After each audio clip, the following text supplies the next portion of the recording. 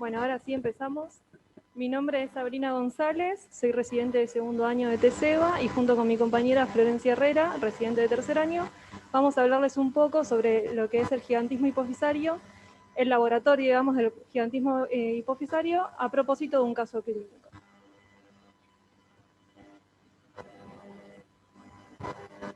Entonces, empezando con el caso clínico, se trata de un paciente masculino de 11 años de edad y 4 meses, el cual el 2 de diciembre del año pasado es derivado por el pediatra a endocrinología infantil del Hospital Durán por presentar una hiperinsulinemia.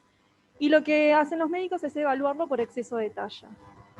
Entonces, en la evaluación física, el paciente presenta una talla muy elevada de más de 5 desvíos estándar, que corresponde a 177 centímetros. Refiere cambios en su fisonomía facial con ensanchamiento nasal, manos y pies grandes, acantosis nigricans, tanto en el cuello como en las axilas, los codos, la ingle y las rodillas. Posee una edad ósea de 13 años y 6 meses y está en un estadio de Turner G4. Y un dato no menor es que los padres también presentan estatura alta.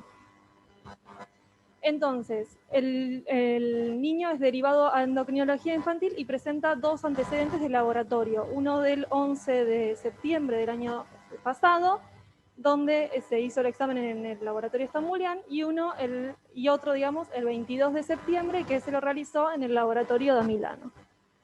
Entonces, a continuación se pueden ver los dos laboratorios.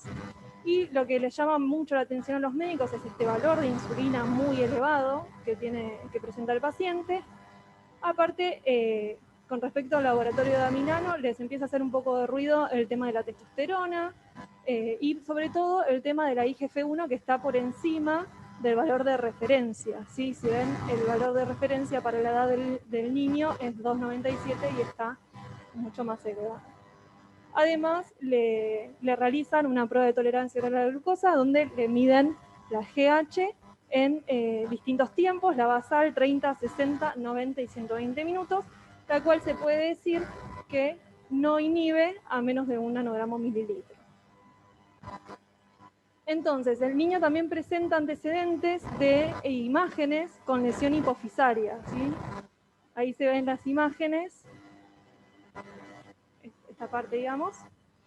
Entonces, el 17 de diciembre es derivado a nuestro laboratorio, donde se le hace un laboratorio completo hormonal, y también lo que le llama la atención a los médicos es más que nada los valores de LH, FSH, que no corresponden para su edad, por ahí la testo, que está justo sobre el nivel de referencia, y además la IGF-1, que continúa elevada, junto con la BP3 y la insulina, ¿sí? Entonces, lo que ellos se plantean es si se trata de una alta talla familiar más pubertad precoz o si se trata de gigantismo.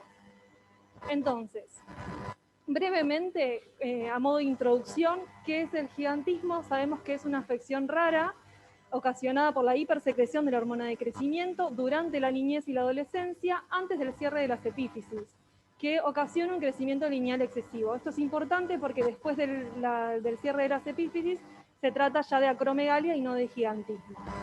Entonces, el gigantismo, ¿por qué es una afección rara? El gigantismo hipofisario tiene una incidencia estimada de 3 casos por millón de habitantes, ¿sí? Es muy baja la incidencia. Y el 90% de este gigantismo hipofisario corresponde a adenomas productores de GH, los cuales pueden cosecretar, por ejemplo, prolactina.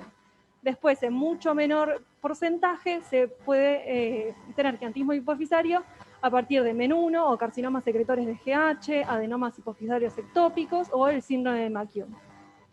Entonces, continuando con esta introducción, les traigo este trabajo donde ellos estudiaron a 208 pacientes. Es uno de los trabajos más grandes que hay hecho con gigantismo, digamos, donde estudiaron a 208 pacientes retrospectivamente desde, que todos ellos tenían gigantismo debido a un adenoma o hiperplasia.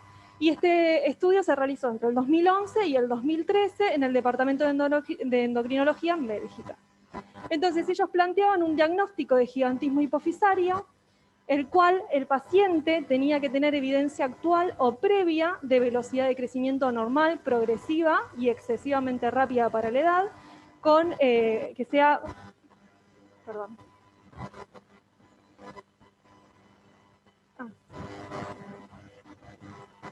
Bueno, que sea mayor del percentil 97, que corresponde a más de 2 desvíos estándar. O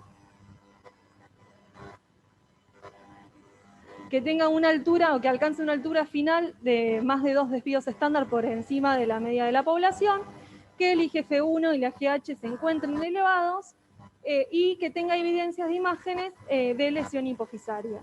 Y volviendo un poquito a nuestro paciente, podemos decir que en este diagnóstico entraría en la parte de la altura, porque él tiene una talla de más de 5 desvíos estándar, la IGF-1 se encuentra elevada y tiene también imágenes con lesión hipofisaria. Entonces, en cuanto a los resultados del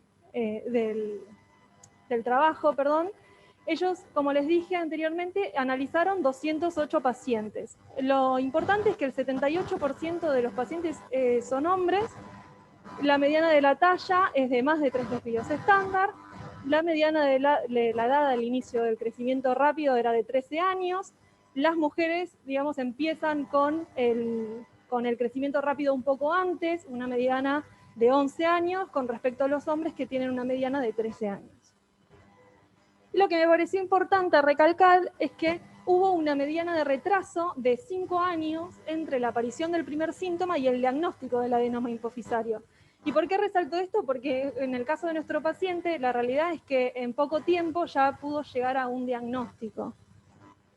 El 42% de los pacientes tenían menos de 19 años al diagnóstico, y además de los 208 casos, 9 casos correspondían a apoplejía hipofisaria, 7 casos a hiperplasia hipofisaria y 192 casos correspondían a adenomas hipofisarios. Y esto se correlaciona con lo que dije anteriormente de la bibliografía, que nos indicaba que el 90% de los casos de gigantismo correspondían a adenomas hipofisarios. De estos adenomas, el 84% correspondían a macroadenomas y el 34% cosecretaba prolactina. Y en cuanto a los signos clínicos, ellos observaron que el 75% de los pacientes presentaba aumento de crecimiento, el 37% agrandamiento acral y cambios faciales, el 23% de los pacientes presentaban dolor de cabeza y el 12% de los pacientes campo visual defectuoso. Y además hubo un retraso puberal aproximadamente en 29% de los hombres y mujeres. Y los niveles de GH al inicio del diagnóstico eran de 29 para los hombres y 62 para las mujeres, y la IGF-1 al inicio del diagnóstico para los hombres era 250 y para las mujeres 268. Entonces, si volvemos a nuestro paciente, podemos decir que él tenía un aumento de crecimiento y un agrandamiento acral y cambios faciales, que el valor en realidad de nuestro paciente es mucho menor que el que reportaron ellos, es 7,9, y además, teniendo en cuenta los dos laboratorios, tanto el de Damilano como el de diciembre, digamos, que se hizo acá, la IGF-1 está por encima del upper limit con respecto a Damilano 1,9 y IGF-1 1,5, que correspondería a 3 desvíos estándar. En cuanto al tratamiento, lo que como es un estudio donde participaron varios centros, estos pacientes fueron tratados de diferentes formas en diferentes centros, ¿sí? De todo el mundo. Entonces, los 208 pacientes, como primer medida, fueron a cirugía 177 pacientes y solamente pudieron controlar el 15%, 26 pacientes de esos que fueron sometidos a cirugía se pudieron controlar.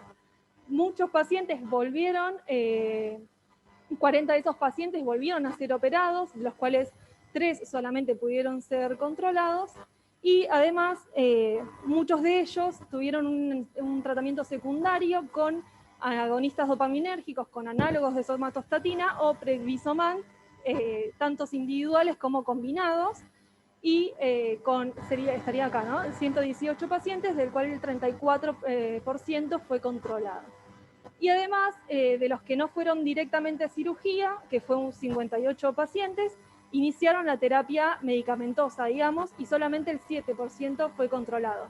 Muchos de ellos tuvieron que pasar por la cirugía posteriormente para controlar la enfermedad. Bueno, y les traigo además este paper porque me pareció importante, porque es un caso, describe un caso de gigantismo que es muy parecido al caso que tenemos nosotros. Se trata de un chico de 10 años y medio que tiene una edad ósea de 13 años y un estadio de Turner G3, y ellos plantean que la estatura del chico está por encima de los 5 desvíos estándar, como pasa en el caso de nuestro paciente. También está por encima de 2 desvíos estándar el peso, y además lo que me llamó bastante la atención es que tanto la madre como el padre tienen estatura alta, como en el caso de nuestro paciente. Ellos le calcularon, ¿sí?, el objetivo con respecto a la edad de los padres, que sería de 189, ¿sí? Y el chico estaría en 178. En el laboratorio del niño se podía observar una IGF-1 elevada con respecto a los valores de referencia que manejan ellos. La BP3, perdón, también está por encima del valor de referencia. Le hicieron imágenes y tenía encontraron, digamos, un microadenoma hipofisario de 6 milímetros. Lo estudiaron también, le hicieron todo un perfil genético para FIPA, MEN, el síndrome de McCune, el complejo de Carney y el XLA, y todos los resultados fueron normales. Además, lo sometieron a una prueba de tolerancia oral a la glucosa, la cual no suprime, y lo sometieron también a un test de Octotide para ver si el adenoma iba a ser sensible o no a la medicación. Y en este caso se puede ver como sí es sensible. Entonces, ¿qué hicieron con este paciente? Le plantearon primero que vaya a cirugía, porque ya tenían la imagen del microadenoma. Tanto la familia como el paciente no querían ir a cirugía, entonces lo que hacen es empezar la terapia con Octotide. Y además, y la terapia consistía en 4 inyecciones intramusculares cada 4 semanas. Y además le sumaron testosterona para la inducción de la pubertad, porque este niño tiene 10 años, ¿sí? Está prepuberal. Lo que observaron es que en la IGF-1, después de las 4 inyecciones, digamos, intramusculares, se había normalizado, la GH tenía un promedio de 2 y la velocidad de crecimiento se había reducido de 11 centímetros por año a 2 centímetros por año. Entonces, se podía decir que la terapia estaba funcionando. Lo que pasa es que antes de la 5ª inyección, digamos, después de la 5ª semana, digamos, no, perdón, hice mal la cuenta. Pero bueno, antes de la 5ª inyección, ellos le sacaron sangre al paciente y vieron que la IGF-1 empezó a aumentar y la GH también. Entonces ellos optan por la cirugía. El paciente va a cirugía y 6 meses después lo controlan, donde tanto los valores de GH como IGF-1 tenían niveles bajos, la velocidad de crecimiento se mantenía en 2,6 centímetros por año y le hicieron nuevamente imágenes y la resonancia magnética contraste estaba normal. Entonces, volviendo al caso de nuestro paciente, habíamos dicho que el 17 de diciembre vino a nuestro laboratorio para hacerse un examen, ¿sí? Entonces, volviendo a este examen, también se le realizó la prueba de tolerancia oral a la glucosa y se puede decir que, que no inhibió, así como el caso que les conté anteriormente. Entonces, hablando un poco de lo que es de lo que pasa, digamos, con la prueba de tolerancia oral a la glucosa, les traigo este paper donde su objetivo, digamos, era evaluar el uso de la prueba de supresión de GH por la administración de glucosa oral en el diagnóstico diferencial de alta talla y evaluar la duración óptima, digamos, de la misma, ¿sí? Analizaron 126 pacientes con una mediana edad de 12 años, 39 de los cuales eran varones y 87 eran mujeres. Entonces, lo que ellos observaron es que ya en el basal, ellos midieron la GH basal en todos los pacientes que iban a ser sometidos a la prueba. Había un gran porcentaje, un 28%, casi 29%, que directamente en la GH basal tenían menos de 1 nanogramo mililitro. Y el resto sí era mayor a 1.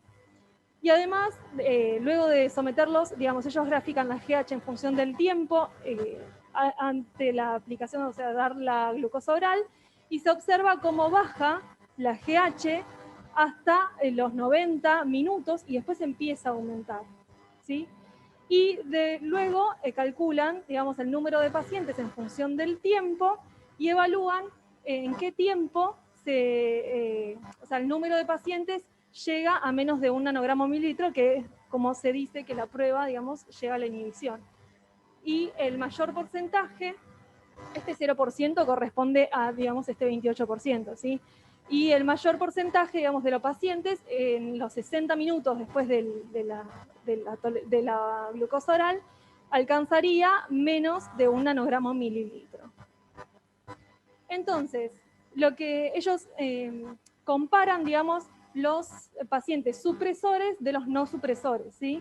Entonces, lo que observaron es que no había diferencias significativas ni en el peso, ni en los valores de IGF-1, ¿sí?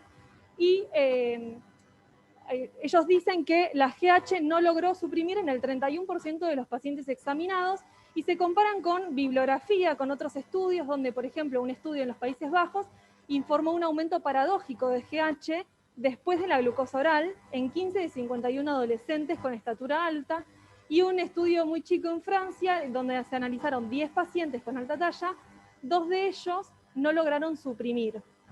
Entonces, lo que concluyen es que la prueba de tolerancia oral a la glucosa no es confiable para el diagnóstico en la exclusión del gigantismo hipofisario, ¿sí? Con solo esto no podemos decir este paciente tiene gigantismo o no lo tiene. Y además plantean que un periodo de 2 horas ya es suficiente para discriminar entre supresores y no supresores. Por esto que le contaban antes, que la mayoría de los pacientes a los 60 minutos ya habían alcanzado la supresión.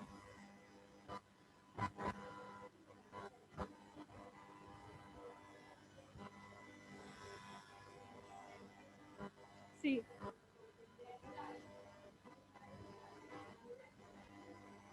Claro. Sí. Suprimió. Digo, no suprimió.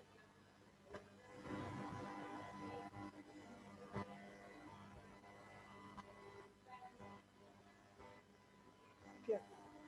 Sí. Sí, sí, sí. Igual, claro.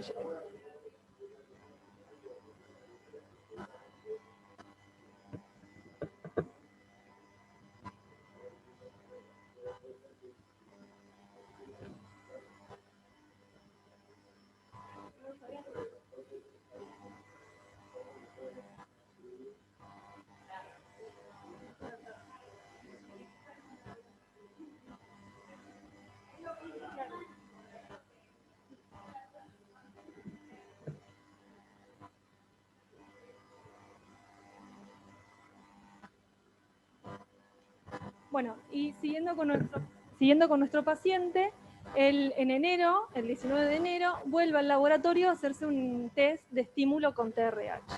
Entonces se mide GH, o sea, se le aplicaron 0,2 miligramos de TRH y se midió GH en el nivel basal a los 30 y a los 60 minutos. Entonces, ¿por qué se le hace, digamos, la prueba de TRH? Les traigo otro paper donde se estudió retrospectivamente a 65 pacientes con diagnóstico de acromegalia durante el año 2005 y 2012. Todos estaban diagnosticados mediante niveles de GH que no habían suprimido por la prueba de tolerancia a la glucosa y con niveles de IGF-1 que estaban por encima del nivel normal para su edad. El objetivo del paper es investigar cómo la respuesta paradójica de la secreción de GH a TRH cambia según el volumen del tumor en los pacientes con acromegalia. Ellos ya partían que esta prueba en pacientes que tengan adenoma va a aumentar la GH, ¿sí? En pacientes normales no pasa. Entonces, lo que hicieron fue estudiar a 41 pacientes que se sometieron al test de estímulo con TRH durante el diagnóstico y la mediana de edad de estas personas es de 41 años. Ellos consideraron que la respuesta inducida por TRH se evaluó realizando o calculando, digamos, la relación de TRH, que consistía en la GH en el pico dividido, digamos, la GH basal durante la prueba. Entonces, aquellos con el índice de TRH superior a 2 se habían definido como TRH respondedores. Entonces, si volvemos a nuestro paciente y hacemos el cálculo, podríamos decir que el índice le da 3, entonces estaría dentro del grupo de respondedores dentro de este paper, ¿sí? Entonces, lo que hicieron es evaluar, digamos, la prueba en estos 44 pacientes. 32 pacientes respondieron y 9 pacientes no lo hicieron. Lo que ellos observaron fueron diferencias significativas entre ambos grupos en la edad y en el delta, digamos, GH, entre el máximo y mínimo durante el test, pero no observaron diferencias significativas ni en el peso, ni en el basal, digo, ni en el valor de IGF-1, ¿sí? Y acá les traigo dos gráficos, ¿sí? Donde se grafica GH en función del tiempo y ellos presentan los TH respondedores versus los TH no respondedores. Y se observa cómo en el gráfico el grupo no respondedor siempre mantiene niveles elevados de GH, digamos, con respecto al otro grupo. Y también calculan, o grafican, mejor dicho, la GH en función del tiempo, en donde en realidad lo que ellos grafican es los pacientes que tienen macroadenoma versus los que tienen microadenoma. Y se observa cómo en pacientes hay una diferencia significativa entre pacientes con macroadenoma y microadenoma, ¿sí? La GH aumenta mucho en los pacientes que tienen macro con respecto a los que tienen micro. Además, lo que ellos plantean es, lo que ellos, digamos, estudian es dentro del grupo de macro y micro, quiénes respondieron y quiénes no. Por ejemplo, en el grupo de macroadenomas, 7 no respondieron, pero 25 sí.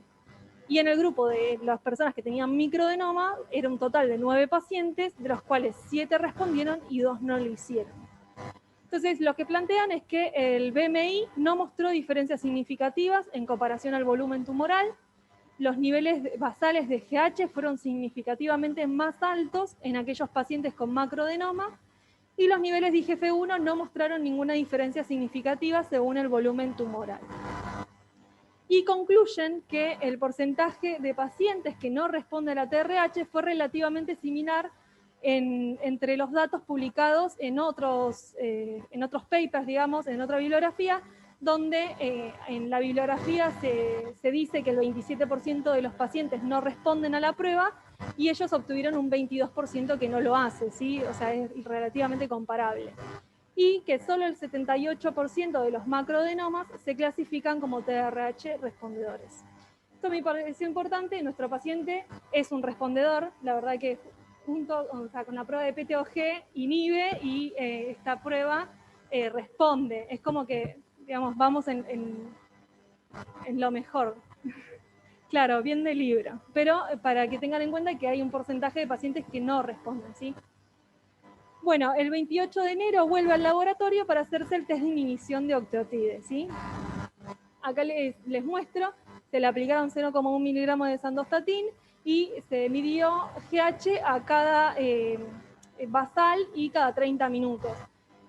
La idea era que, como el GH, plantear que se iba a medir la GH en tiempo real para que en el primer valor de supresión se pueda terminar la prueba para no someterlo, digamos, tantas horas al chico a estar acá adentro, ¿sí? ¿Y por qué se plantea que puede llegar a ser así? Perdón, y bueno, se puede decir que la prueba inhibe. Entonces, ¿por qué les digo que se planteó en tiempo real y reducir el tiempo de la prueba? Les traigo este otro paper, digamos, donde el objetivo de estos autores era determinar la precisión del test de octreotide para la predicción de la respuesta crónicas y la confiabilidad de una versión corta de la prueba de 6 horas, ¿sí? Entonces, lo que hicieron ellos fue analizar retrospectivamente 26 pacientes con una edad media de 52 años. Se le administraron en la prueba 100 microgramos de octreotide y se midió GH cada hora durante 6 horas. Entonces, ellos grafican la GH en función del tiempo y se observa cómo empieza a disminuir y que el nivel más bajo del valor de GH se alcanza a las 2 horas post octrotide, ¿sí? Y se observó una correlación positiva entre las GH a las 2 horas con respecto a todos los puntos posteriores, ¿sí? Todos los puntos posteriores se ve cómo aumenta la GH incluso. Entonces, analizaron perfiles pronósticos para 2 niveles de IGF-1 luego de 12 meses de tratamiento. Lo que hicieron ellos es, los pacientes que lo habían sometido a la prueba, luego de 12 meses de tratamiento de esos pacientes, les volvieron a medir GH para calcular o para saber si podían predecir el nivel de GH, con el nivel de GH que habían tenido en la prueba, el tratamiento, si iban a responder bien o no al tratamiento, ¿sí? Entonces se estableció el análisis de las curvas ROC para 2 valores bajos de GH durante la prueba.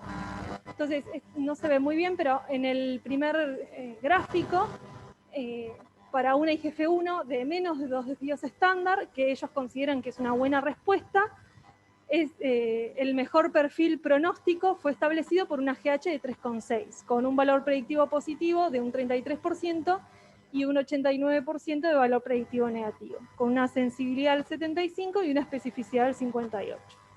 Y para un valor de GH de 9,2, para una IGF-1 entre 2 y 3 desvíos estándar, que ellos consideran que es una respuesta parcial al tratamiento, bueno, se obtuvo un valor de 9,2 de GH, perdón, y el 75%, un valor predictivo positivo del 75%, con un valor predictivo negativo del 67%, y con una alta sensibilidad y la especificidad de 58%, como en el caso anterior. Entonces, lo que concluyen es que la prueba de 6 horas no tiene ninguna ventaja sobre la de 2 horas, ¿sí? Como les había mostrado anteriormente, el nivel más bajo se alcanza a las 2 horas y luego empieza a aumentar la GH, que una disminución aguda de GH de menos de 3,6 nanogramos mililitros durante la prueba predice niveles seguros de IGF-1 que están por debajo de 2 desvíos estándar, después de 12 meses de tratamiento con un valor predictivo negativo muy alto. Y una disminución de GH superior a 3,6 pero inferior a 9,2 predice con seguridad niveles de IGF-1 a largo plazo por encima de 2 desvíos pero por debajo de 3. ¿Sí? Ellos consideran que esto sería una respuesta parcial. Bueno, y después al paciente le hacen toda una solicitud de estudio molecular y los dejo con Flor, que les va a contar un poquito sobre todo el estudio molecular. Bueno, la idea de la parte del estudio molecular es una segunda parte. Yo ya en un Ateneo anterior les estuve contando un poco de cuáles sean los genes candidatos, que son estos, y que los relacionábamos, les conté un poco de qué mutaciones se trataba, cómo los relacionábamos al gigantismo hipofisario, y que estos se relacionan con lo que es la parte familiar, digamos, el gigantismo asociado a familiar. Entonces estos genes se relacionan con estos síndromes, que fue todo lo que hablamos, y hoy la idea es ver qué sabemos hasta la actualidad de estos genes. Entonces, lo que es el estudio molecular, si yo tuviera un solo gen, iría a buscar con una PCR directamente el gen candidato. Pero como acá estamos hablando de varios genes candidatos, lo que se utiliza es la secuenciación masiva de los genes en paralelo, que es NGS, ¿sí? Y para eso se utilizan los paneles de genes. Es importante que tengamos en cuenta que muchas veces NGS no nos va a servir y vamos a necesitar de técnicas complementarias, como yo les conté la vez pasada, que pasa, por ejemplo, con el síndrome de Kislak, donde yo tengo microduplicaciones. Entonces ahí voy a tener que utilizar técnicas complementarias que no son NGS. ¿Sí? Bueno, entonces, paneles de genes. ¿Cuáles son los paneles comerciales que podemos encontrar? Yo acá les traje lo que corresponde al Thermo Fisher, que es lo que contamos en el laboratorio de biología molecular acá en TESEBA. Lo que hice fue captar las pantallas para que tengamos una idea de cómo llegamos a los paneles. Nosotros lo que vamos a hacer es buscar, digamos, solicitar directamente los genes que yo quiero, estos 6 genes candidatos, o lo que puedo hacer es ir filtrando por patología, como hice yo acá, y lo que me va a dar es paneles que están relacionados a esas patologías, gigantismo. Lo que tenemos que tener en cuenta que cuando buscamos así, no nos va a dar directamente los 6 genes que yo quiero. El buscador o esta base de datos lo que nos da son paneles que van a tener nuestros genes, pero también van a tener otros genes, y por ahí no van a estar todos los genes que yo quiero, por ahí va a haber alguno, o todos, o algunos, ¿sí? Entonces, bueno, ahí va. Entonces, como en el buscador anterior que fuimos filtrando y llegamos a gigantismo, ¿qué nos tiró la base de datos? Nos tiró este panel. Como marco ahí, el que más conocemos es el CDK1B, ¿sí? Que es el que estaba relacionado, si volvemos atrás, ¿sí? Lo relacionábamos al MEN4. Entonces, bueno, lo que voy a marcar con esto. Acá me da información de cuáles pools utiliza. Por ahí no se nota mucho ahora en gigante en la pantalla, pero acá me dice cuántos pools, cuántos amplicones. Me dice todos los genes que forman parte de este panel. Y acá lo que me da es información de las regiones y de dónde va a amplificar, ¿sí? Entonces, como les vuelvo a repetir, uno lo que puede hacer es buscar por la patología y va a obtener paneles. No siempre esos paneles van a tener todos los genes que yo quiero. Esta es otra forma de buscar, como les decía. Vos podés poner directamente los genes que vos querés, ¿sí? Le decís, bueno, yo quiero estos genes en mi panel. Pero lo importante de esto es que tenemos que conocer muy bien los genes, porque tenemos que saber cuál es la parte codificante, cuál es la parte no codificante. Y todos esos datos requieren que conozcamos muy bien, digamos, la secuencia que yo quiero encontrar. Entonces, esta parte de diseñar los genes es, digamos, hay que interiorizarse bien en los genes. Entonces, esto es Thermo Fisher lo que nos ofrece. Hay otra base de datos que es Genetic Testing Registry, que también uno lo que hace es buscar por patologías, por ejemplo, no sé, colocás tumor pituitario o alta talla pediátrica y nos tira una cantidad de ciertos paneles. Este es un panel, por ejemplo, que tiene 29 genes. Como les vengo diciendo, voy a tener los genes que yo quiero, pero también voy a tener información sobre otros genes que se relacionan con patologías hipofisarias. Este es otro ejemplo de panel, lo mismo, siempre, fíjense, este tiene 100 genes, pero puede ser que tenga más genes y que no tenga específicamente todos los que quiero. Y les traigo este ejemplo porque, como les dije antes, no siempre se utiliza NGS. Acá lo que utilizamos es una técnica complementaria que es MLPA, y lo que está buscando es esta proteína que se asociaba al receptor de hidrocarburos que está relacionada a FIPA. Entonces, eso para los paneles comerciales. Así es como uno busca en las bases de datos y obtiene los paneles y se va a quedar con el que le conviene más porque es porque tiene la mayor cantidad de genes que uno necesita. Bueno, y ahora lo que les traigo es el mismo paper del que les habló Sabri, que ya les habló de la parte endocrinológica. Nosotros vamos a comentar este trabajo, pero desde la parte de genes. Entonces, acá se han estudiado 208 pacientes, pero a 143 se les hizo la prueba genética, ¿sí? Porque tenían consentimiento informado. Entonces, ¿qué obtuvimos? ¿Qué se obtuvo en realidad? Que el 46% presentaba una causa genética identificada y el 54% no tenía causa genética identificada, que es lo gris. Esto se condice con lo que nos contó, ¿se acuerdan la médica la vez pasada? Claro, que el 50% de los pacientes que se estudian genéticamente muchas veces no se encuentra una causa genética. Y dentro del 46% que sí encontraron digamos, una causa genética, como muestra acá en rojo, el que aparece de mayor frecuente es el gen que codifica para esta proteína, que es la proteína asociada al receptor de hidrocarburo, que se relaciona con FIPA. Bueno, y el 10% está relacionado a XLAG, ¿sí? Bueno, entonces lo que hace este trabajo es tomar a los pacientes AIP positivos, a los XLAG positivos y a los genéticamente negativos, y los compara. Acá está comparando la edad de inicio de los síntomas y la edad de diagnóstico. Entonces, como yo les conté la vez pasada, XLAG tiene una edad de presentación muy temprana, 2 a 4 años, como muestra el gráfico. Y con respecto a los IP positivos y a los genéticamente negativos, fíjense que los que son AIP positivos siempre tienen una edad de presentación de síntomas y de diagnóstico muy temprana. ¿Sí? Estos pacientes antes de los 20 años tal vez ya están con signos y diagnosticados. ¿Dónde encontramos a nuestro paciente? Nuestro paciente tiene 11 años, así que se encuentra con respecto a este trabajo un poquito por debajo de la media que muestra, ¿sí? También comparan los sexos y el diámetro del tumor. Al final sí quedó Adriana con que era un macro. Eso. Bueno.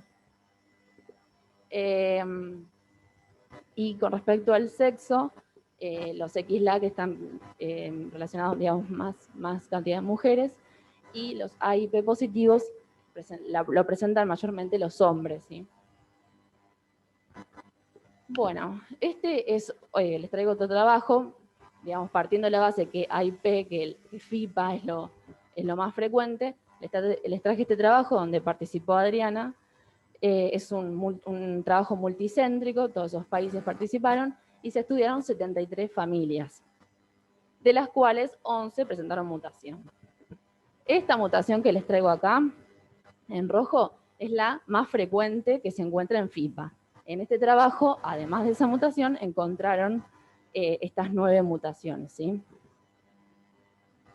Y bueno, como venimos diciendo antes, el otro trabajo que coincide con esto, es que la edad media en el momento del diagnóstico es menor en los sujetos que son AIP positivos con respecto a los que no tienen mutación. Y acá lo que hace es relacionar, y dice que lo relaciona más a macro, los que son AIP positivos, ¿sí? Con respecto al diámetro del tumor. Este otro estudio que también nos habla o estudió a los FIPA, este estudio lo que tiene es que estudió una gran familia, como que 50 miembros tenía la familia, y que encontró que de 20 portadores, digamos, de esos 50 miembros, 20 eran portadores de esta mutación que les dije que es la más frecuente, y 4 solo eran afectados. Esto quiere decir que si tenemos una familia de 10 miembros más o menos, entre 2 y 3 personas van a padecer, digamos, van a tener la clínica. Y esas fueron las mutaciones que se encontraron en esta familia. Compara este trabajo con otros estudios que también estudiaron a familias, y lo que vemos que es de una familia de 10 portadores de esta mutación, solo tenían enfermedad pituitaria 3 miembros. Y una familia de 13 tenían el adenoma hipofisario 7 miembros. Esto que nos quiere decir que FIPA presenta una penetrancia variable, ¿sí? Una penetrancia promedio del 20%. Es decir, yo puedo, en mi caso, estudiar al paciente, a los papás y a los familiares, y tal vez voy a tener 10 portadores de la enfermedad, pero solo van a tener una clínica 1 o 2 sujetos dentro de esa familia. Eso significa que es una penetrancia baja y es alrededor del 20%. ¿Y qué plantea este trabajo con respecto al seguimiento de esos familiares que tienen la mutación pero que no tienen la clínica?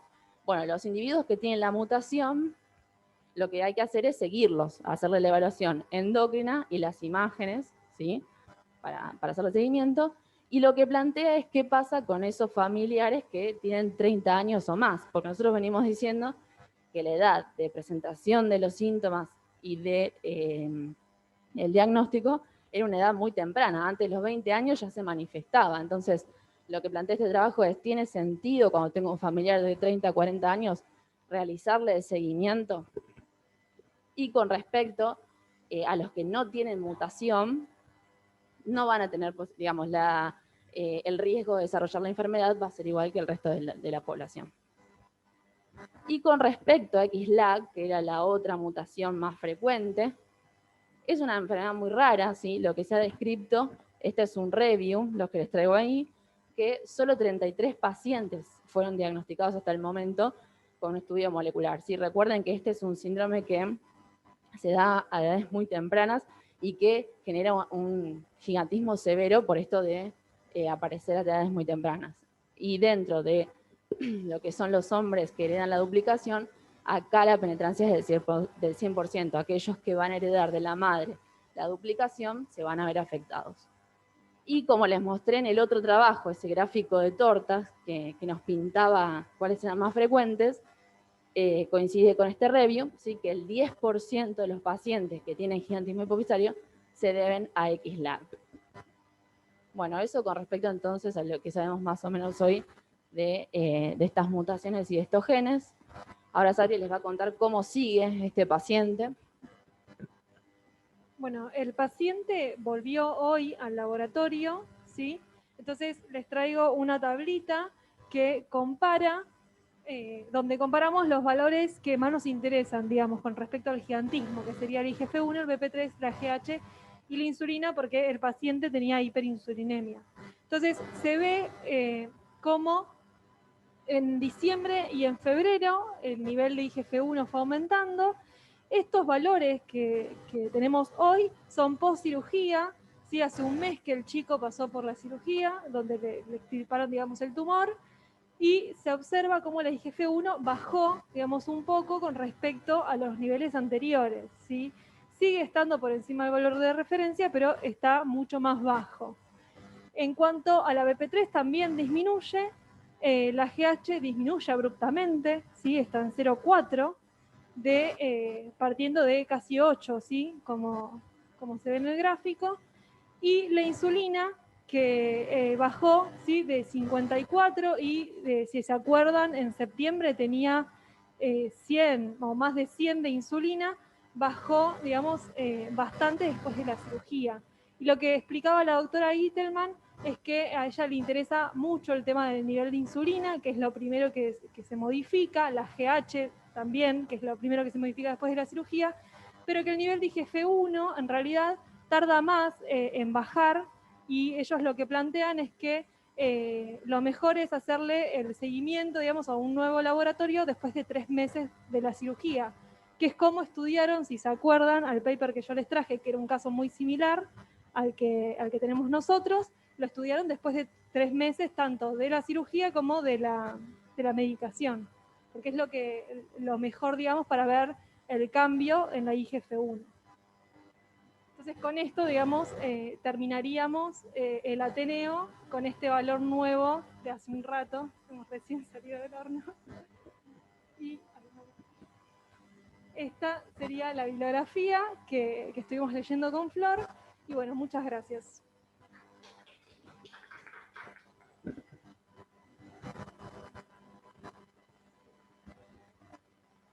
Detener, ¿no?